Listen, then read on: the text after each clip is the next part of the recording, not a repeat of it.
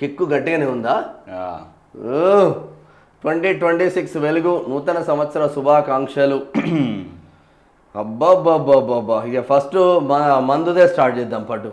ఎందుకంటే మా వాళ్ళు బాగా తాగి ఆదాయం పెంచిళ్ళు, ప్రభుత్వానికి ఆదాయం పెంచిళ్ళు. కాబట్టి ఆదాయం ఎవరైతే పెంచుతారో వాళ్ళు మంచోళ్ళు మా దృష్టిలో, ప్రభుత్వం దృష్టిలో కానీ మా దృష్టిలో కానీ చాలా మంచోళ్ళు. ఎందుకంటే అవి తాగకపోతే పైసలు రాకపోదు కదా.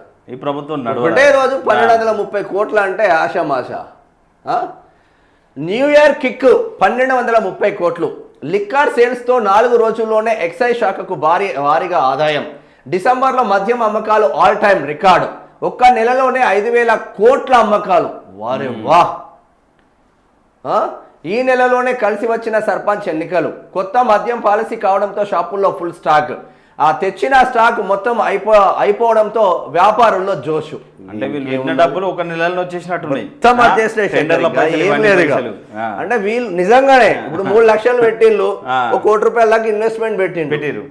ఒక నెలలనే వచ్చేస్తాయి. ఇంకా 2 సంవత్సరాలుగా ఆమ్దానే. వీళ్ళు 23 నెలలు ఆమ్దానే మొత్తం. ఇక ఆదాయమే వాళ్ళకి, ఇన్కమే. ఇక 3 పువ్వులు 6 కాయలు అన్నట్టు ఇక దినదిన అభివృద్ధి చెందుతాయి వైన్ షాపులు. మళ్ళీ వాళ్ళకి తగ్గట్టు గవర్నమెంట్ మంచి స్కీములు తీసుకొస్తారు. ఇప్పుడు కొత్తగా తీసుకున్న వాళ్ళకి ప్లస్ ఏంది శేఖర్ అంటే, మన సర్పంచ్ ఎలక్షన్స్ కొట్టి అయిపోయిందా, ఇప్పుడు MPTC ZPTC plus municipal corporation municipal ఎన్నికలు జరుగుతాయా. తదనంతరం ఇమ్మీడియట్ గా 300 డివిజన్లకు కార్పొరేట్ ఎలక్షన్. అంటే లోకల్ హైదరాబాద్ చుట్టూ నియర్ గ్రామాలలో కాదు, ఇక నార్మల్గా ఆమ్దాని కాదు. ఇది కథ గట్టిగానే ఉన్నది దెబ్బ. ఇక పండుగలకు 10,000 ఖర్చులు. ఇప్పుడు దసరా వస్తే నార్మల్గా ఉంటది. రాష్ట్రంలో మద్యం అమ్మకాలు ఆల్ టైమ్ రికార్డు సృష్టించాయి. ఒక్క డిసెంబర్ నెలలోనే 5,000 కోట్ల సేల్స్ మార్కును దాటేసింది. సాధారణంగా పండుగలు ప్రత్యేక రోజుల్లో అమ్మకాలు పెరగడం సహజమే. అయితే ఈ స్థాయిలో సేల్స్ ఎప్పుడు కాలేదని ఎక్సైజ్ అధికారులు పేర్కొంటున్నారు. ఒకవైపు న్యూ ఇయర్ కిక్ కాగా ఇంకోవైపు సర్పంచ్ ఎన్నికలు కలిసి వచ్చాయి. కొత్త మద్యం పాలసీ కూడా డిసెంబర్లోనే మొదలు కావడంతో డిపోల నుండి ఎప్పటికప్పుడు స్టాక్ బయటకు వెళ్లడంతో ఆ ఎక్సైజ్ శాఖకు ఈ ఏడాది అదిరిపోయే కిక్తో ముగింపు పలికింది. అంతకుముందు మద్యం పాలసీ మొదలై 2023 డిసెంబర్లో 4,291 కోట్లు వచ్చినాయి. మరి 2లా చూద్దాం. ఇది ఇప్పుడు ఈ నెలనేమో 5,000 వచ్చినాయి. అంటే పెంచిర్రు, గట్టిగానే ఉన్నది దెబ్బ. దీంతో నాకు తెలిసి జూపల్లి కృష్ణారావు అన్నకు మనం సన్మానం చేయాలి. ఏడున్నారో జర వెతకండి, వెతికి పెట్టి కంపల్సరిగా సన్మానం చేయాల్సిన ఆవశ్యకత ఉంటుంది. ఎందుకంటే ఆయన తీసుకొచ్చిన పాలసీలు, ముఖ్యమంత్రి తీసుకొచ్చిన పాలసీలు, జూపల్లి కృష్ణారావు ఎక్సైజ్ మినిస్టర్ కాబట్టి చాలా కష్టపడుతున్నారు. ఇప్పుడు మొన్న ఆ పుల్కాల్లో ఎక్సైజ్ సిఐ ఒక సర్పంచ్ సిఐతో మాట్లాడితే ఏమంటున్నారు, బెల్ట్ షాపులు ఆదాయం వనరు కదా, ప్రభుత్వానికి ఆదాయం వచ్చేది కదా బెల్ట్ షాపులు. అంటే సిగ్గు తప్పి నీతి తప్పి మాట్లాడుతూ ఉన్నారు. వ్యవస్థలన్నీ కరప్టెడ్ అయిపోయినాయి. పేదోడుగానే ఉంటాడు. పేదోడిని ఇంకా తాగిపిచ్చి ఓట్లు గుద్దే యంత్రాలుగా మార్చేస్తున్నారు తప్ప ఎడ్యుకేట్ అయితే, ఇప్పుడు ప్రతి చిన్న కులాల నుంచి వచ్చిన ప్రతి ఒక్కడు ఎడ్యుకేట్ అవుతే నేనేంది వాడి కాళ్ళ మీద వాడు స్వతహాగా బతికగల కేపబిలిటీ వస్తుంది. బట్ ఆ సిచ్యువేషన్ రాజకీయ నాయకులు ఎప్పుడూ రానియరు. తాగుబోతుల రాష్ట్రంగా మారుస్తూ ఉన్నారు మన రాష్ట్రాన్ని. కేసీఆర్ అడుగుజాడళ్లలో 100కు 1000% రేవంత్ రెడ్డి నడుస్తున్నాడు. రేవంత్ రెడ్డికి ఎక్సైజ్ మినిస్టర్ పొంగులేటి శ్రీనివాస్ రెడ్డికి, ఎక్సైజ్ సూపరింటెండెంట్లకు, ఎక్సైజ్ ఇక దానికి సంబంధించిన అధికారులందరికీ ఎక్కడికక్కడ సన్మానాలు చేయండి.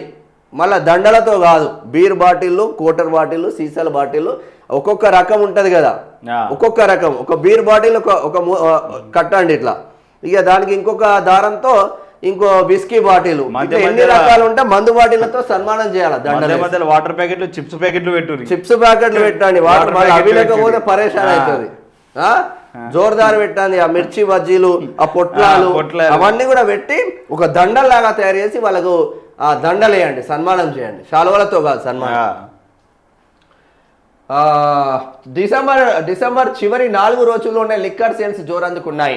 ఈ రోజుల్లోనే సుమారు 1230 కోట్ల అమ్మకాలు జరిగాయని ఎక్సైజ్ గణాంకాలు స్పష్టం చేస్తున్నాయి. డిసెంబర్ 27 నుంచి 31 రాత్రి వరకు వైన్ షాపులకు చేరిన మద్యం బాటిళ్ల విలువను చూస్తే ఈ విషయం స్పష్టమవుతుంది. క్షణం తీరిక లేకుండా కౌంటర్లు నడవడంతో ఆ కోట్ల రూపాయల వ్యాపారం జరిగింది. పాత సంవత్సరానికి గుడ్ బై చెబుతూ కొత్త సంవత్సరానికి స్వాగతం పలికేందుకు యువత, మద్యం ప్రియులు పెద్ద ఎత్తున పార్టీలు చేసుకోవడంతో బీర్లు, విస్కీలు, ప్రీమియం బ్రాండ్ల సేల్స్ ఆకాశానికి తాకాయి. 28న 128 కోట్లు, 28న 128 కోట్లు అంట, 29న 282 కోట్లు. ఒకటే రోజు 100 కోట్లు పెంచింది చూసినావా? 30న 375 కోట్లు. రోజు రోజుకు వందల కోట్లు పెంచుతారు. 30 కంటే 400 కోట్లు. 400 కోట్ల పైచిలకు విలువైన మద్యం డిపోల నుంచి వైన్ షాపులకు చేరింది. ప్రభుత్వం అర్ధరాత్రి దాకా మద్యం అమ్మకాలకు అనుమతులతో పాటు 31 రాత్రి ప్రత్యేక కౌంటర్ల ఈవెంట్లకు పర్మిషన్ ఇవ్వడంతో సేల్స్ అమాంతం పెరిగాయి. ఖజానా గలగల. ఈసారి డిసెంబర్ నెలలో అమ్మకాలు ఈ స్థాయిలో పెరగడానికి న్యూ ఇయర్తో పాటు రాష్ట్ర వ్యాప్తంగా జరిగిన సర్పంచ్ ఎన్నికలు కారణమయ్యాయి. పల్లెల్లో పోరు రసవత్తరంగా సాగడంతో అభ్యర్థులు ఓటర్లను ప్రసన్నం చేసుకునేందుకు మద్యాన్ని నీళ్ళలా ఖర్చు చేయడంతో సేల్స్ పెరిగిపోయాయి. నామినేషన్ల ఘట్టం నుంచి ఫలితాలు వచ్చే వరకు గ్రామాల్లో విందులు, వినోదాలు జోరుగా సాగడం, దావతుల పేరుతో భారీగా మద్యం కొనుగోలు చేయడంతో మద్యం డిపోలు వెంటనే ఖాళీ అయ్యాయి. రాజకీయ వేడికి మందు కిక్కు తోడవడంతో గ్రామీణ ప్రాంతాల్లోని మద్యం దుకాణాల్లో డిసెంబర్ నెల మొత్తం పండగ వాతావరణమే కనిపించింది. ఇక ఇప్పుడు డిసెంబర్ నెల మనం ఏమనుకుంటాం, నార్మల్గా ఎలక్షన్లు జరిగిన నెల అనుకుంటాం, కానీ మద్యం ఏరులై పారిన నెల అని, తాగుబోతుల నెల అని కూడా మనం చెప్పుకోవాలి. ఎందుకంటే ప్రభుత్వాలు ఏం ఆలోచించాలి, తాగుడిని కంట్రోల్ చేసి ప్రజలకు మనం ఏ విధంగా మెరుగైన విద్యా వైద్యం అందించాలి, ప్రజలకు ఏ విధంగా మనం ప్రతి దాంట్లో మనం సహాయ సహకారాలు ఉండాలి, ఉచిత పథకాలను పక్కన పెట్టి వాళ్ళ కాళ్ళ మీద వాళ్ళు ఎలా ఎదగాలి అనేది ఆలోచించాలి. స్కిల్స్ ఒక్కటన్నా చేసినలా రేవంత్ రెడ్డి గారు, ఒక్కటన్నా చేసినలా? ఇప్పుడు చదువుకున్న బిడ్డలు అనేక మంది ఉన్నారు, అనేక మంది హై ప్రొఫైల్ బిడ్డలు ఉన్నారు.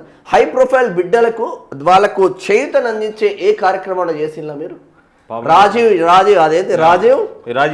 యువ వికాసం అండి. సరే, ఓ 4 లక్షలు వస్తే ఓ కిరాణం కొట్టో లేదంటే ఏదో ఒకటి ఇంటర్మీడియట్ చదువుకున్న బిడ్డనో అక్కడో ఇక్కడో ఆ చిన్న 10th క్లాస్ చదువుకున్న బిడ్డలో సెట్ అవు, అది ఇస్తా అంటే అది ఇవ్వకపోరు.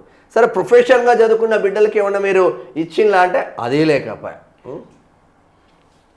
ఇక ఎట్లా ఉన్నాయి చూడు సేల్స్, ఎడికి వచ్చింది. ఇది ప్రభుత్వ వాతావరణమే కానీ ఇది ప్రభుత్వ ఆదాయాన్ని రికార్డు స్థాయికి చేర్చింది. మరోవైపు రాష్ట్రంలో కొత్త మద్యం విధానం ఇదే నెలలో అమల్లోకి రావడం కూడా ఈ రికార్డు స్థాయి అమ్మకాలకు మరో బలమైన కారణంగా నిలిచింది. కొత్తగా లైసెన్సులు దక్కించుకున్న వ్యాపారులు షాపుల్లో ఎలాంటి కొరత రాకూడదనే ఉద్దేశంతో డిపోల నుంచి పరిమితికి మించి సరుకును లిఫ్ట్ చేశారు. తెచ్చిన స్టాక్ ఎప్పటికప్పుడు అయిపోవడంతో జోష్ మీద ఉన్నారు. వారే వా, రోజువారీగా వచ్చిన ఆదాయం డిసెంబర్ 28న 182 కోట్ల. డిసెంబర్ 28న 182 కోట్లు. 182 కోట్లు డిసెంబర్ 28న 182 కోట్లు. డిసెంబర్ 29న 282 కోట్లు. 100 కోట్లు పెరిగింది ఒకటే రోజుల. ఒక్క రోజు మేము ఎంత తాగుతామో నిరూపించిండు మా వాళ్ళు. డిసెంబర్ 30న మళ్ళీ 100 కోట్లు పెంచిళ్ళు. ఇక ఏం తక్కువనా, దాదాపు 100 కోట్లు పెంచిళ్ళు. డిసెంబర్ 31న ఇంకొక 25 కోట్లు యాడ్ చేసి 400 కోట్లకు పెంచారు. ఒక్క రోజే డిసెంబర్ 31 ఒక్క రోజే, నిన్న ఒక్క రోజే 400 కోట్లు తాగిపడేసి ఒకటే రోజు. వాళ్ళు అనుకున్న టార్గెట్ రీచ్ అయ్యారా మరి తక్కువనా? మరి ప్రభుత్వం చెప్పాలి లెక్కలు. మీరు అనుకున్న టార్గెట్ మీరు రీచ్ అయ్యాల మా వాళ్ళు. అది మరి 33 జిల్లాలలో తాగుబోతుల సంఘాల అధ్యక్షులు కూడా ఉన్నారు మా వాళ్ళకు. మరి కనీసం ఇంత పెద్ద ఎత్తున మా వాళ్ళు ఇంత చేస్తే కనీసం వాళ్ళకు సన్మానం చేయరా ప్రభుత్వం తరపున? ఒక సన్మానం ఉండదా?